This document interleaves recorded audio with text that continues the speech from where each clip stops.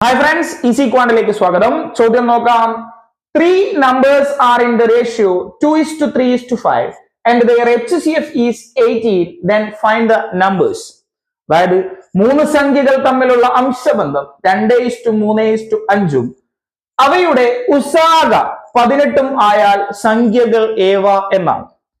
നമുക്കറിയാം അംശബന്ധവും ഉസാഗയും തന്നു കഴിഞ്ഞാൽ സംഖ്യകൾ കാണാൻ സംഖ്യകൾ സമം അംശബന്ധം ഗുണിക്കണം ഉസാഗ, അതായത് റേഷ്യോ ഇൻറ്റു HCF.